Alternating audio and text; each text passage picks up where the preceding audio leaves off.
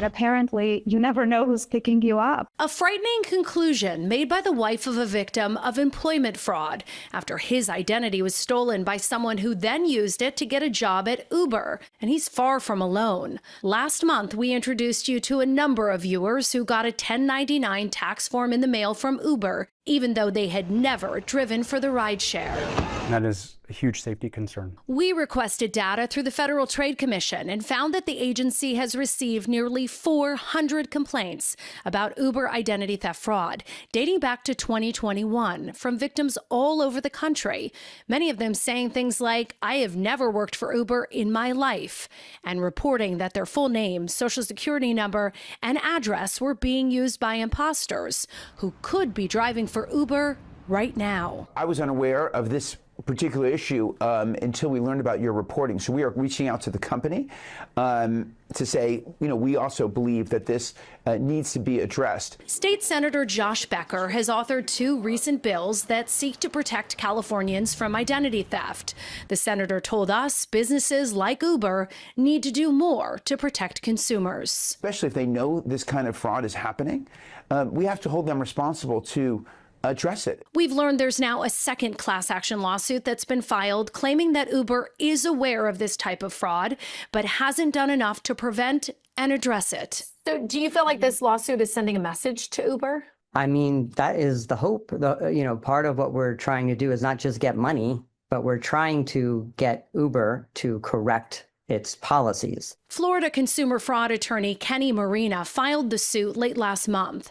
As we reported, there's also a proposed class action lawsuit against Uber that was filed here in California in 2023. Both allege that Uber doesn't properly screen its drivers. Uber doesn't necessarily know who many of its drivers are. And of course, what does that mean for the person who's in the back seat?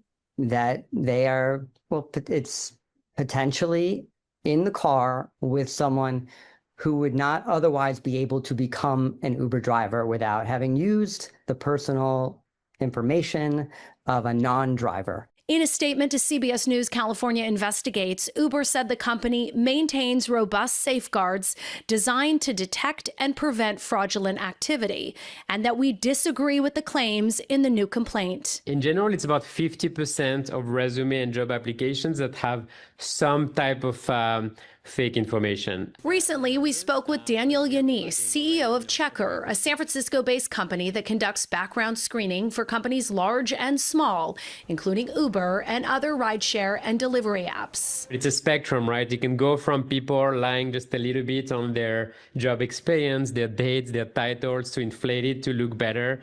That's been happening for some time, but now we're seeing more and more. All the way to a completely synthetic candidate that's a fake person, nothing on it is real. Every hire matters. Checker recently launched Identity Verification, a new tool that allows employers to confirm that potential employees are who they say they are, looking at things like names that don't match IDs and selfies that are made with AI.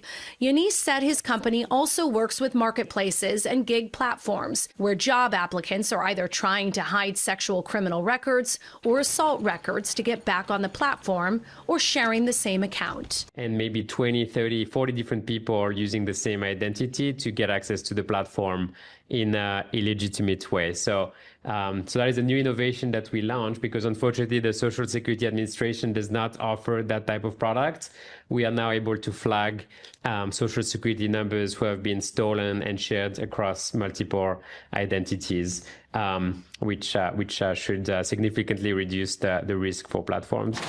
Senator Becker has now called on Uber to do something to address the growing and widespread fraud happening on its platform. If you're sitting in the back of a car, and I do take a lot of rideshare, you don't want to be wondering, is this person, actually an imposter? We have to give people confidence.